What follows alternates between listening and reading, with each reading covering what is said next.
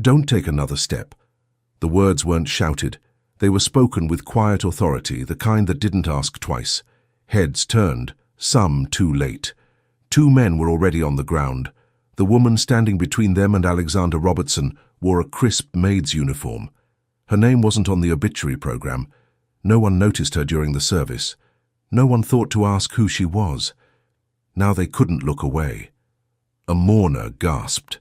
The priest stepped back. Jane Coleman didn't flinch. There were still 3 more coming. Forest Hill Cemetery sat just outside Boston, wrapped in early morning fog and the kind of silence that only followed loss. Wind moved through marble headstones like breath through cathedral halls. Everything about the funeral had weight. The casket gleamed beneath a silver canopy. Rows of mourners dressed in black stood motionless. Across the lawn, a press tent loomed just far enough to keep the grief respectable. This wasn't just a funeral.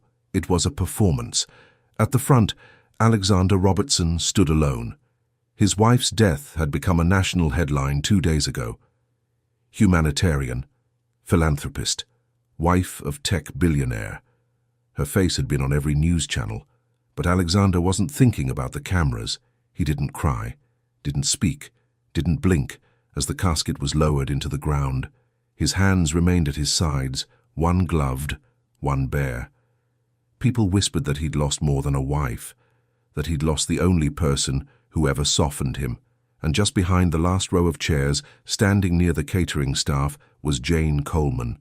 She held nothing, carried nothing. Her uniform was perfectly pressed, her posture too straight. She didn't shift her weight or adjust her collar or wipe her eyes. Most people assumed she was there to serve refreshments after the burial. She wasn't. Her eyes scanned the crowd once, then again. Her fingers curled loosely at her sides. She wasn't mourning. She was watching. The priest began to speak. Final words. Scripture. A moment of silence. Then movement. 5 men broke from different corners of the crowd. Black suits, fast pace, wrong energy. One stepped onto the platform beside the casket. His voice cracked as he shouted, "This is for what you did to my brother." Mourners turned. Some backed away. A woman near the front dropped her clutch. Alexander didn't move. The second man came forward, then a third. They moved like they'd done this before. Jane was already moving. She stepped out from the back row and intercepted the first attacker. Her right arm came up, caught him under the chin, and drove him backward so fast he collided with another man behind him. One dropped, the other stumbled. The third reached for Alexander's shoulder, and Jane pulled him down by his jacket, twisting his wrist with enough force to spin him sideways. He landed hard, gasping, between the podium and the casket. 3 down. The mourners stood frozen. No one screamed anymore. Someone was filming. The last 2 men hesitated, eyes wide. One of them whispered something that caught on the wind, but the cameras picked it up. "Who the hell is she?" Jane didn't answer. Her focus was absolute, her breathing measured, her hands ready. Across the lawn, security finally started moving. Too late. Jane stood still, watching the last 2 men retreat through the graves. One tried to reach back toward the platform, but another step, and he was met with a sharp glare that stopped him cold. The moment broke when someone sobbed. The priest lowered his Bible. Alexander exhaled like it was the first breath he'd taken in minutes. His eyes were on her now, locked, confused. He'd seen that stance before, that control, that speed, but never in his home, never in his maid. By evening, the footage had gone viral. Maid takes down 5 attackers at Billionaire's funeral. Who is Jane Coleman? The funeral fight, just viral protector. She gave her statement to police. It was brief, calm, no emotion. Then she vanished. No interviews, no follow-up. Not even Alexander Robertson knew where she'd gone. But one thing was clear. She wasn't who they thought she was. And she wasn't done. The footage spread like wildfire. By nightfall, Jane Coleman had become a headline. Maid or mercenary? Woman stops funeral attack with military precision. Who is the mysterious woman who saved Alexander Robertson? Who is she? Maid of Mayhem, funeral protector. Across social media, clips replayed the same 6 seconds. The moment Jane disarmed a man twice her size, the way she moved, silent, efficient, controlled. There was no panic in her body, no hesitation in her strikes. The world was obsessed. But by the time the first camera crews arrived at Robertson's estate, she was already gone. No press conference, no goodbyes, no trace. She'd disappeared with the same precision she fought with. Hours earlier, as police lights lit the cemetery gates and investigators interviewed shaken guests, Jane had stood near the tree line, arms crossed, eyes distant. She answered only what she needed to. Her voice remained flat, devoid of emotion. When asked for her occupation, she said, "House staff." When asked how she subdued 5 men, she said, "I reacted." When asked if she was trained in combat, she said nothing. And then she walked away. By morning, her name was being dissected by analysts who had never noticed her before. Public records were thin, no social media, no driver's license under that name, no military confirmation, just a generic employment record listing her as a live-in housemaid at the Robertson residence. Alexander's PR team offered no comment. His household staff remained silent, and the man himself hadn't spoken to anyone since the attack. But people had questions. Why was she even there? Why had no one known what she was capable of? And why would someone like her risk everything for someone like him? In Queens, Jane folded a borrowed uniform into a thrifted duffel bag. The studio apartment she stood in was smaller than the Robertson guest bathroom. One window, no pictures, a mattress on the floor and a fridge stocked with nothing but almond milk and silence. She didn't turn on the TV. She didn't check her phone. She didn't need to. She already knew what they were saying. The last job had been her chance to disappear quietly. She hadn't expected it to end like this. Not with cameras, not with questions, not with the world watching. That morning, Jane reported to work at a local diner under a different name. No one recognized her. No one asked. She liked it that way. She moved like she always had, efficient, invisible, quiet. The regulars barely looked up from their eggs. The manager nodded as she clocked in. But inside, something shifted. Not fear, not regret. Something deeper. She hadn't saved Alexander out of loyalty. She hadn't done it for thanks. She had done it because she promised. 6 months earlier, in a room filled with medical machines and whispered goodbyes, Alexander's wife had pulled Jane close. "I know my husband," she said, her voice weak but clear. "He acts like nothing can touch him. That isn't true. Not anymore. I want you to stay, just in case." Jane hadn't asked why. She never did. She just nodded. Back in the diner, a news anchor's voice echoed from a mounted TV in the corner. Still no sign of Jane Coleman, the woman now being hailed as a hero after single-handedly neutralizing a coordinated attack at a high-profile funeral in Boston. Jane didn't look up. She wiped down a table, tossed a rag into the sanitizer bucket, and walked to the kitchen. Behind her, 2 customers debated conspiracy theories. Was the attack real? Was she ex-military? Was it all staged? She tuned it out. The world was looking for her. She wasn't looking back. In a luxury high-rise across the city, Alexander Robertson replayed the footage again. Not the version with headlines or voiceovers. The raw clip, unfiltered, shaky camera, real-time chaos. He watched her movements, the way she stepped in front of him, not out of panic, but purpose. The way she neutralized the first man like it was routine. It didn't make sense. She'd served in his home for almost half a year, made coffee, took calls, cleaned rooms. Never once did she raise her voice, never once show emotion, never once break form. He remembered thinking she was efficient, distant, forgettable. Now, he couldn't forget her. His assistant, Clara, stood in the doorway. "You should release a statement," she said. "The press won't stop."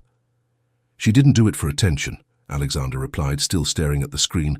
"No, but someone might come forward with her story before you do." He said nothing. On screen, Jane ducked under a punch, twisted, and sent a man to the ground in under 3 seconds. Clara hesitated. "She saved your life." Alexander nodded slowly, and then disappeared. He turned off the footage. "She wasn't hired by me," he said. "My wife brought her on, said she'd found someone who could be useful." He didn't ask questions then, he didn't care. Now he cared. Not just because she saved him, but because no one else had. By the end of the week, the media had built her into a myth. Some claimed she was a Navy SEAL. Others said she was a government plant. A few even questioned if she existed at all. But Alexander knew she was real, and for the first time since the funeral, he made a call. "Find her," he told his investigator. "Discreetly. No press, no noise." He paused. "And when you do, don't ask her to come back. Just tell me who she really is." Jane walked home that night with a hood over her head and cash in her pocket. She passed a group of teenagers watching something on a cracked phone screen. They were too loud to notice her. She caught a glimpse of the video as she walked by. Her own face, her own fists, the moment everything changed. The sound was muted, but she knew exactly what the man had screamed as she'd taken him down. She walked a little faster. She was used to hiding. She was trained to disappear. But this time, the world had seen her, and she didn't know if she could fade again. Alexander Robertson didn't sleep the night after the funeral, not because of grief. That had settled in his bones weeks ago, long before the burial. What kept him awake wasn't what he lost. It was what he never saw coming. The footage looped on his tablet. Every angle, every moment. 5 attackers. 1 woman. A fight that should have ended in tragedy and instead ended with Jane Coleman standing above them like a blade no one saw until it cut. He watched her again. Her footwork. Her form. The stillness before the first strike. This wasn't instinct. It was training. And he had no idea who she really was. The penthouse was too quiet. His wife had always filled the space, not with noise, but presence. Her laughter echoed even after she was gone. Her perfume still lingered in the curtains. She was the kind of woman who remembered birthdays of people no one cared about, who made cold places warmer, even when surrounded by glass and steel. Now all of that warmth was gone, and in its place, something colder, something unfinished. Clara knocked once before entering his office. She carried a file but waited until he looked up. "You're not going to find her watching the same videos," she said gently. He didn't respond. "She's not on any payroll, no contracts, no social, nothing. She lived in my house for 6 months," he said quietly. "I didn't know her at all." Clara placed the file on his desk. "What's this?" "Your wife's private files, password protected. I had IT open them." Alexander hesitated, then flipped it open. Inside, scanned documents, handwritten notes, 1 background report, all on Jane Coleman. She had applied under a different name, Jennifer Cole, hired through a referral service. No red flags, excellent references, standard background. But that was just the surface. Tucked between the pages was a note, his wife's handwriting. "She doesn't need to be noticed, just trusted." Below that, a printed email chain, his wife reaching out to someone in Baltimore, a gym. The subject line, the close protection inquiry. Alexander sat back. "She hired Jane as security," he said aloud. Clara nodded. In secret. That night, he walked the halls of his home, looking for traces. The guest room she stayed in had been cleaned out, bed made, closet empty. But the air still held the discipline she carried. Nothing out of place, no scent, no clutter, no softness. He imagined her here at night, silent in the shadows while he slept behind reinforced glass, unaware someone was already protecting him. Why didn't his wife say anything? Maybe she did. Maybe he wasn't listening. He remembered the first time he noticed Jane, not in any real sense, just in passing. She was pouring tea, no eye contact, no small talk, efficient. He thought she was cold, distant, like so many people on his payroll. Now he realized she wasn't cold at all. She was watching, not him. Everything. Back in his office, he made another call. "Any luck?" he asked the investigator. She's careful, no phone, no credit activity, but I've got a few leads in Queens, places she might be working under a different name. I don't want to scare her off, Alexander said. I just want to understand. The line went quiet for a second. You don't want to thank her? No, he said. I want to know what kind of person does that, for someone they don't owe anything to. Elsewhere in the city, Jane walked through a back alley behind the diner, her apron stuffed into a plastic bag. The buzz around her name hadn't faded, but it was shifting. Now came the theories, the invasions, people digging into her past, pulling pieces of her life apart to make sense of something they couldn't understand. She kept her head down. The man she saved was looking for answers. She hoped he didn't find them. Alexander stood by the fireplace, the screen behind him still playing silent clips from the funeral. He was used to having power, control. Money solved most problems. But Jane wasn't a problem. She was a reminder that his wife had prepared for something he never saw coming, and that someone had been protecting him long before the cameras ever rolled. He stared at the footage one last time. Jane, stepping in front of him. Jane, striking without pause. Jane, gone. He whispered the question he hadn't dared ask until now. What did my wife know? That I didn't. Before she was a maid, Jane Coleman was a fighter, not by profession, by survival. Her story didn't begin in the back halls of billionaires' homes or in viral clips on national news. It began in East Baltimore, inside a two-room boxing gym with peeling paint and a leaking roof. Her father ran it like a church, strict rules, second chances, and a heavy bag that absorbed more pain than most people could. He trained boys who would never graduate, men trying to stay out of prison, girls like Jane who understood early that strength could silence noise. Jane grew up around fists and discipline. Her father was a former Marine who didn't believe in apologies, only correction. He taught her how to stand her ground before she learned long division. She remembered the weight of her first gloves, the way he adjusted the straps, not tenderly but with care, his voice behind her as she faced a sparring partner twice her size. Don't flinch, don't wait, control the space or lose it. She learned quick. By 16, she was sparring with adults. By 18, she was undefeated in her local circuit. College wasn't an option, not for someone like her. She enlisted instead. At 19, Jane stepped off a transport bus at Fort Leonard Wood, Missouri. Rows of recruits, shouts from every direction, chaos by design. But she didn't flinch. Boot camp stripped others down. It sharpened her. She rose through the ranks faster than most. By the end of training, she was selected for military police. Later, she joined a specialized close protection unit tasked with securing diplomats and high-ranking officers in volatile zones. She wasn't the biggest, not the loudest, but she had an edge they couldn't teach, clarity under pressure. Deployment changed her. Some people cracked under noise. Jane thrived in it. Her team called her Stillwater, always calm, even when bullets flew.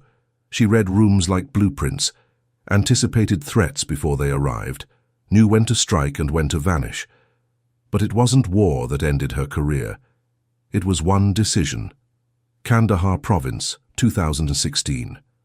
Her unit was stationed near a civilian development compound. Tensions were high after a supply raid nearby. Jane had just finished a routine patrol when she heard shouting behind a concrete barrier. What she saw wasn't complicated. A superior officer, drunk, angry, grabbing a local woman by the arm. The woman was terrified. No one moved. Jane stepped in. She didn't ask questions. She pulled him off and put him on the ground. Fast, efficient, exactly how she'd been trained. But he outranked her, and no one else filed a report. 3 weeks later, Jane was called into a closed-door tribunal. The charges were vague: insubordination, assault, breach of protocol. The verdict wasn't. Dishonorable discharge, effective immediately. No medal, no defense, just silence. Her father told her to fight it. Jane didn't. She packed what little she had, walked off the base, and didn't look back. The years after that were scattered. Odd jobs, security gigs under aliases, nights on friends' couches. Trust was a currency she couldn't afford, and every door she knocked on reminded her what her file now said: unfit for duty. Invisibility became a habit. Then, a woman named Elise Robertson contacted her, not through an agency, not through a recruiter. Privately. Jane remembered the meeting well. A quiet cafe. Elise arrived alone, no assistant, no driver. She wore soft colors and spoke with a voice that didn't command, it invited. "I've heard about what happened," she said without judgment. Jane stayed silent. Elise continued, "I'm not here to hire security. I'm here to hire someone I can trust." She offered Jane a job at the estate, not as a guard, not as muscle, as staff. "It's better if my husband doesn't know everything. You'll blend in, watch from the inside. Only act if you have to." Jane hesitated. She didn't want to disappear again, but she also knew it was safer than being seen. And Elise? She didn't ask for loyalty. She asked for discretion. Jane accepted. 6 months later, Elise was gone, and the man Jane had been quietly protecting found himself on the receiving end of a funeral ambush. She had no regrets about stepping in, not even when it exposed her. She had made a promise to a woman who saw her as more than a resume. Now Jane lived in the quiet space between her past and whatever came next. She didn't wear uniforms anymore, didn't box, didn't serve. But the training never left. Every time she walked into a room, she mapped exits. Every crowd became a pattern. Every silence held potential threat. She didn't seek trouble, but she was ready for it. In a Queen's warehouse, she stood watch during the graveyard shift, clipboard in hand, eyes scanning monitors. The job was simple, the paycheck modest. She liked it that way. No one asked questions. But deep down, she knew it couldn't last. Someone was looking for her, not for a fight, for answers. And she wasn't sure which was worse. The diner's back alley reeked of fryer oil and stale beer. Jane didn't flinch. She'd taken worse shifts in places with no lights and fewer exits. At 2:13 a.m., the world felt quieter. The news cycle had slowed, but the questions hadn't stopped. Even in the stillness, she could feel the weight of being noticed again. Inside, a teenager mopped the floor without rhythm. A cook cursed under his breath, scraping burnt cheese from a griddle. The buzz of fluorescent lights hummed like static. No one looked at her, exactly how she liked it. She poured black coffee into a chipped mug, then slid it across the counter to a man too tired to care who served him. No one here knew her name, not her real one. Outside, posters were taped to light poles, blurry screenshots from the funeral, freeze frames of Jane mid-strike. Online, people speculated about her identity. Some claimed she was a trained assassin. Others said she worked for the CIA. A few insisted the whole thing was staged. The truth was far simpler. She reacted. That's what she did. It was never about the cameras. A week had passed since the cemetery. Still no charges, still no statements. Jane avoided the internet. Any story big enough to go viral eventually turned into noise. She stayed offline, paid cash, and changed her route to work every night. She wasn't scared, just careful. It was different. Being invisible used to be a choice. Now it felt like a necessity. Every night she dreamed of Elise. Sometimes it was the hospital room, sometimes it was the garden at dusk, soft jazz playing from a nearby speaker, the hum of a slow evening wrapping the estate in calm. In the dream, Elise always said the same thing. "Watch him, even after I'm gone." Jane would nod, same as before. But now, Elise never smiled. The private investigator watched from a distance. He was good, clean, quiet, methodical. He didn't try to follow Jane home. He didn't ask questions, just logged her movements, made note of her habits, and reported back to Alexander. Robertson's orders were clear. Don't make contact, not yet. But the longer he watched her, the more curious he became. Jane was disciplined, her timing exact. She avoided regular routines, varied her routes, and never spoke to the same person twice if she could help it. Most people didn't live like that unless they were hiding from something, or someone. In the penthouse, Alexander stood by the floor-to-ceiling windows, staring out over the city he helped build. Jane's face haunted him, not just from the videos, but in still frames his mind couldn't let go of. The moment she stepped between him and danger, the way she moved without fear, the silence that followed. She'd been close all that time, in his home, just down the hall, and he hadn't known. He wondered how much Elise kept from him. He wondered if that silence was protection or distrust. He remembered their last argument before she died. Elise had accused him of being blind to everything that wasn't profit. "You build walls around yourself and call it leadership," she said. "But one day something's going to hit you and you won't see it coming." He hadn't responded. Now he couldn't stop hearing it. The investigator's call came in just after midnight. "She's working under a fake name at a diner in Queens," he said. "Keeps to herself, doesn't talk to anyone unless necessary." Alexander paused. "Is she safe?" "She doesn't look like she needs protection," the man replied. "She looks like she's waiting for something." He ended the call and sat down at the piano, untouched since Elise's passing. His fingers hovered over the keys but never pressed. Jane had saved his life. And then she'd vanished. She hadn't asked for thanks. She hadn't left a note. She just disappeared. But she hadn't disappeared well enough. Back in Queens, Jane counted her tips in the kitchen, separating bills with clean, practiced fingers. No wasted movement. She wasn't thinking about Alexander. She was thinking about the man who had screamed at him during the funeral. "This is for what you did to my brother." It wasn't random. It was personal. She knew how revenge looked. This wasn't chaos. It was intent. Someone wanted Alexander dead, and they were willing to do it publicly. That changed everything. She hadn't just stopped a tragedy. She'd exposed something, a motive, and motives had roots. Her phone buzzed in her pocket, a number she didn't recognize. She let it go. Seconds later, a message arrived. "I don't want to disturb your life. I just need to understand. AR." She deleted it, then turned off the phone and tossed it in the trash. By the time her shift ended, rain had started. She stepped outside, pulled her hood up and disappeared into the shadows again. No trail, no voice, just footsteps on wet pavement and the slow exhale of someone who never asked to be found. The warehouse in Queens sat between two abandoned lots, shielded by rusted fences and indifferent streetlights. Inside, forklifts hummed through the night, crates stacked like puzzles no one had solved. Security was tight, but nothing Jane Coleman couldn't handle. She worked the overnight shift. Minimal interaction, predictable hours, silence guaranteed. It was the closest thing to peace she'd found since the funeral, until he showed up.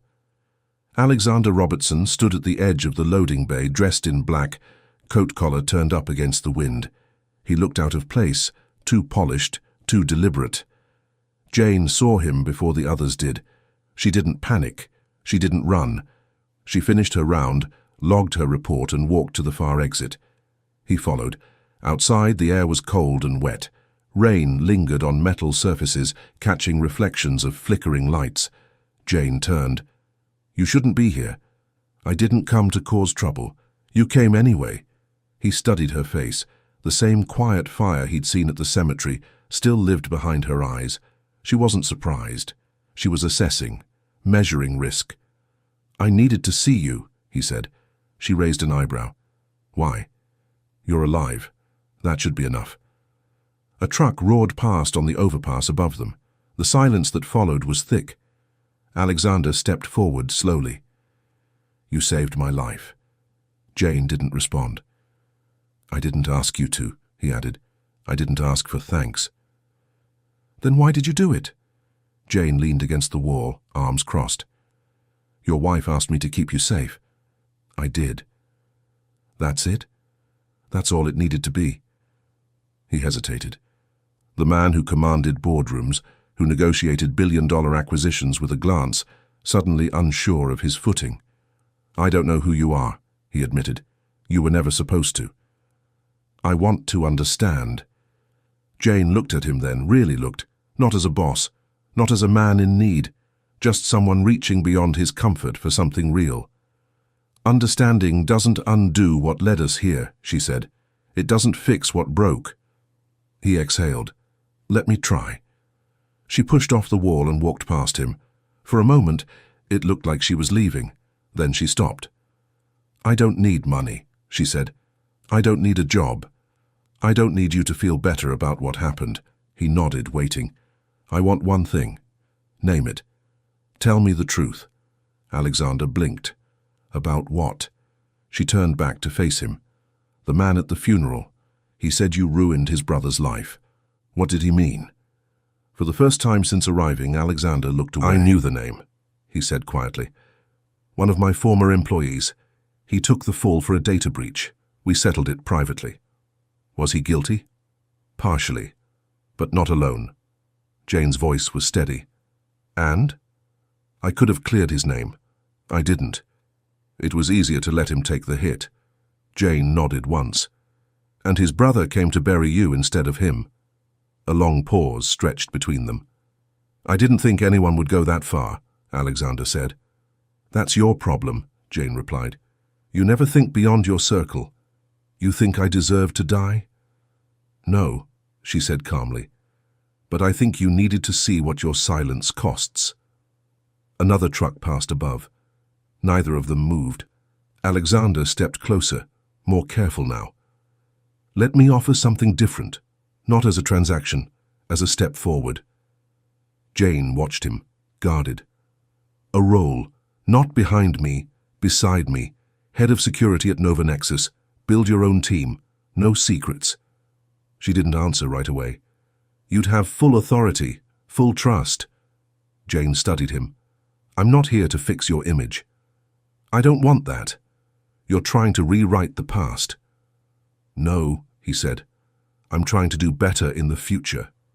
Her gaze softened, slightly.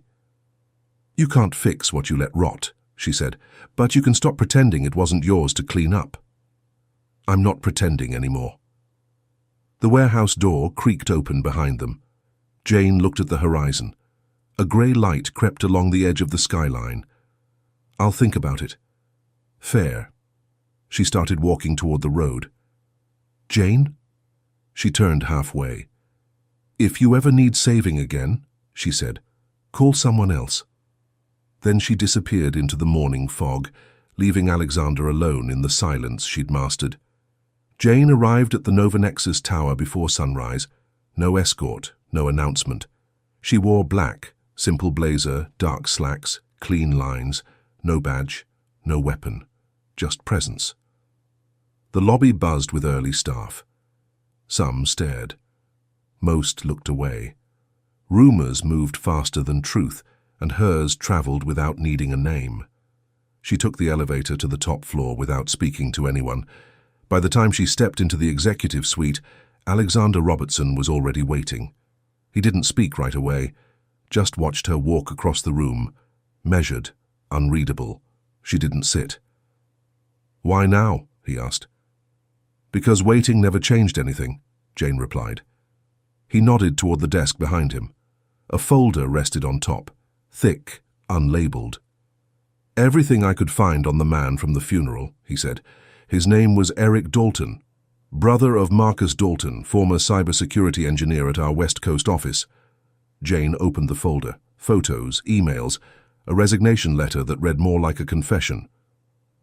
Marcus discovered a vulnerability in the platform, Alexander continued. He flagged it. It was buried. Someone else exploited it months later. We needed a scapegoat. Legal pinned it on him. Jane flipped to the final page. An obituary. Marcus Dalton, 36, deceased by suicide. Alexander watched her read. It was cleaner that way, less damage to the company. Cleaner for you, she said, eyes still on the page. He didn't argue. I didn't make the call directly, but I didn't stop it. Jane closed the folder. And now his brother tried to finish what Marcus started, except with fists, not files. Grief turns into something else when there's no justice, Alexander said quietly. Jane looked up. Your wife knew about this, didn't she? He hesitated. Yes. He crossed to a cabinet and unlocked a drawer.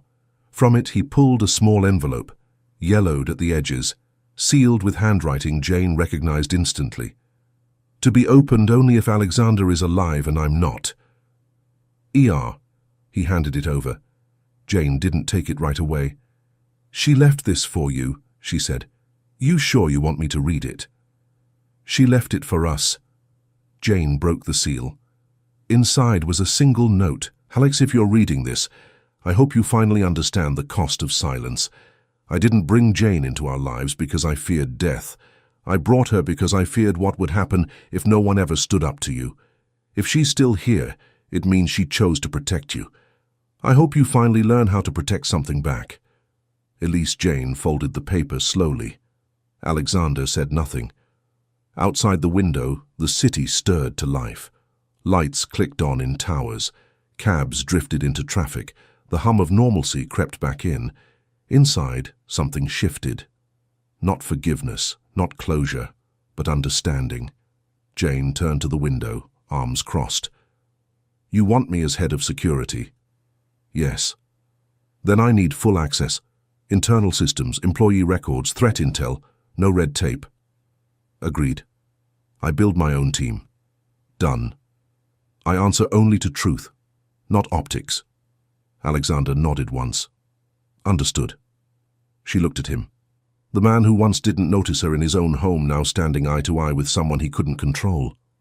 People will talk, she said. They already are. They'll say you're trying to rewrite your legacy. Maybe I am. They'll say I'm the face you're hiding behind. You're not a shield, Jane. No, she said. I'm the consequence. The next week, her name appeared on internal memos. Jane Coleman, Director of Protective Operations. No press release, no social media announcement. Just a new key card. And quiet authority. Within days, she began restructuring protocols. She flagged a breach in the internal server before IT noticed. She identified a vulnerability in the VIP access route to the building. She spotted a junior staffer using falsified credentials and had him removed before HR even saw the report. Some whispered, others watched from a distance, but no one challenged her. Alexander passed her in the hallway one morning. She gave him a nod. He returned it. No small talk. Respect didn't need words. One evening, Jane left the office and walked 5 blocks to a modest apartment above a laundromat. She sat on the balcony, feet up, a file in her lap. Marcus Dalton's file. She'd read it 3 times, not looking for blame, looking for the part where someone could have stopped it. The part Alexander didn't. The part Elise tried to. Later that night, she visited a grave in South Brooklyn. No cameras, no escort. Just her, the cold wind, and the etched name of a man whose warning went unheard. She knelt beside the headstone. I heard you, she whispered, and meant it. They didn't announce her promotion. No internal memo, no press bulletin, but word traveled. Whispers followed Jane Coleman down the corridors of Nova Nexus like a shadow. Some employees stood straighter when she passed. Others avoided eye contact altogether. A few still called her the maid, but only behind closed doors. She noticed everything. She always had. Her office sat on the 34th floor, tucked between legal and executive strategy. No decor, no family photos, just a desk, 2 chairs, a monitor, and a whiteboard filled with security protocols. She arrived before sunrise, left after dark. Within 2 weeks, she'd rewritten the building's threat response plan, replaced outdated surveillance equipment, and streamlined communication between departments that hadn't spoken in years. Efficiency didn't make her popular, it made her necessary. The first test came quietly. An internal breach during a routine audit. A third-party contractor accessed a restricted folder through a buried back door in the server. Jane didn't missed it. She traced the breach to a private device, flagged the user, and intercepted the transfer before anything left the building. She didn't send a warning. She sent an extraction team. The contractor was escorted out in under 6 minutes. Alexander watched from his office window as the man was led past reception. He didn't smile, but he nodded. 3 days later, another situation unfolded. A man loitered near the private daycare connected to Nova Nexus's headquarters. At first, he seemed harmless, a delivery driver on break. Jane noticed his positioning, always facing the southeast entrance, always at shift change. She reviewed footage, pulled license plates, cross-referenced employee schedules. The man had no child enrolled, no package logged. She didn't wait. Security intercepted him the next morning with a concealed blade taped beneath his jacket. His target. Alexander's daughter. Motive. Undisclosed. Jane sat across from him in a secured conference room before the police arrived. Her questions were minimal. "Who sent you?" No answer. Her tone didn't change. "How many others?" He smirked. The door opened 5 minutes later. He didn't smirk again. The team debriefed. Jane filed her report. Then she walked out of the building, crossed the street, and exhaled into the night air. Being invisible had its cost, but being seen came with a different one. Later, she sat across from Alexander in the executive lounge. He poured tea, a rare act of ritual in a world built on speed. "You've made enemies," he said. "I've had them. They're not used to someone like you in this position." "Good." He set the cup down. "You're protecting more than just me now." Jane looked up.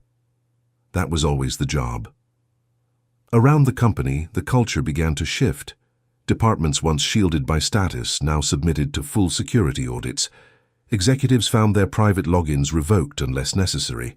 Even Alexander surrendered some of his own exemptions, not because Jane demanded it, because she'd proven she saw everything, and that she would act no matter who stood in front of her. Some tried to test her. A junior director joked during a budget meeting that Jane's combat training probably didn't cover corporate etiquette. She didn't respond, but the next morning he found his office reassigned, his badge restricted, and an incident report awaiting HR review. Nothing personal. Just standards. But not everything could be handled inside the building. One evening, Jane visited a small house in southeast Baltimore. A woman answered the door, older, worn, eyes sharp. Her hands were flour-covered, apron stained. She recognized Jane immediately. "You're the one who saved that man." "I was the one who stood between him and 5 men," Jane corrected. The woman stepped aside, nodded for her to enter. They sat at a modest table, a photo resting nearby. A younger man, smiling wide. Marcus Dalton. The mother placed her hands on the table, palms down. "He told the truth," she said. "No one listened." "I believe him," Jane replied. "That doesn't bring him back." "No, but I can make sure no one forgets what happened." The woman studied her, then nodded once. "You already did." Back in New York, Jane returned to her apartment just past midnight. She removed her blazer, placed it neatly on the chair, then sat in the dark for a moment, listening to the city breathe. She didn't cry. She didn't smile. But for the first time in years, she felt something settle. Not peace, purpose. The next morning, she stood at the entrance of Nova Nexus as the lobby filled with staff. A man held the door open. A woman from legal nodded respectfully. A junior analyst whispered, "That's her," as she passed. She wasn't a story anymore. She was part of the structure. No apron, no background, no more hiding. A grey sky hung over Forest Hills Cemetery. Same place, same stone path. 1 year later. But this time there were no cameras, no chaos, no threats hiding in plain sight. Only quiet. The service had ended an hour ago. The crowd thinned. Floral arrangements remained, untouched by wind, resting against the base of the white marble headstone. Elise Robertson, 1978-2024. She saw what others missed. 2 figures stood beneath the bare trees, Jane Coleman and Alexander Robertson. No words, just stillness. He broke the silence first. She hated funerals. Jane nodded once. Said they felt performative. She was right. She glanced at him. "You wore the same coat last year." "I haven't had a reason to replace it." They looked out over the cemetery. Mourning was different now. Less about pain, more about presence. Jane stood with her hands in her pockets, black blazer buttoned to the top, expression neutral. She wasn't hiding behind protocol anymore. She didn't need to. Alexander stood beside her, not as a man who needed protection, but as someone who had finally learned what it meant to be seen. He spoke again. "You've changed the company. You changed how it listens." "That might be generous." "No," she said. "It's earned." He nodded. "You still get people whispering?" "Of course. And you still don't care?" "Correct." A breeze moved through the trees. Leaves scraped against stone. In the distance, a woman left a bouquet on a different grave and disappeared behind the hill. Jane reached into her coat and pulled out a folded slip of paper. She placed it at the base of Elise's headstone. No flourish, no speech. Just a quiet goodbye. They started walking. Same path as before, now without the urgency of danger. Their pace was even, matched. Alexander kept his hands in his pockets. Jane scanned the perimeter once, out of habit. But nothing pulled her attention. They passed the memorial garden, then the gate, then the parked car that waited just beyond the curve. At the vehicle, Alexander paused. "I didn't think I'd still be here a year later." Jane raised an eyebrow. "Alive?" He shook his head. "Unchanged. You're not the same man I stepped in front of." "I hope not." He looked at her. "You're not the same woman either." She didn't argue. The driver opened the back door. Alexander waved him off. "I'll walk." Jane didn't react. "I've been thinking," he said as they moved along the sidewalk, "about something Elise told me, years ago, before everything." "What was it?" She said, "Power is only useful if you give it away without fear." I never understood it. "Do you now?" "I'm starting to." They stopped at a corner where the city unfolded in all directions. High-rises, crosswalks, people in tailored coats and cheap headphones. Life carried on at full volume. Jane watched a child drop a toy. A stranger picked it up before the mother noticed. No cameras, no recognition, just someone choosing to act. "You could have walked away," Alexander said. "I tried." He looked at her. "Why did you come back?" She paused, then, "Because someone had to make the choice Elise hoped for." "Was it worth it?" "Yes." Across the street, a Nova Nexus security vehicle waited. Jane glanced at it, then back at him. "You're rebuilding the risk division next quarter." He nodded. "Already in motion." "Good. I'll send a candidate list." "You're not leading it?" "No," she said. "It's time to build something that doesn't revolve around reacting." He held her gaze. "You're stepping away?" "I'm stepping forward." A moment passed. He offered his hand. She didn't shake it. Instead, she said, "Respect isn't sealed in handshakes." Alexander gave a short laugh. "What is it sealed in?" "Actions, consequences, choices." She turned toward the vehicle and opened the door. Before stepping in, she said, "I didn't save your life because I believed in you." He nodded. "You gave me no reason to." She looked over her shoulder. "But now you're giving others a reason to believe in themselves. That matters." Then she got in and closed the door. From the sidewalk, Alexander watched as the car merged into traffic and disappeared. He didn't feel triumphant. He felt grounded. For the first time in years, he knew what it meant to stand beside someone and not hide behind them. Inside the vehicle, Jane rested her head against the window. The city passed in pieces. Streetlights, construction scaffolding, kids on bikes cutting between lanes. She didn't see threats. She saw choices, people choosing how to move, how to treat each other, how to show up, even when no one asked them to. And that was enough.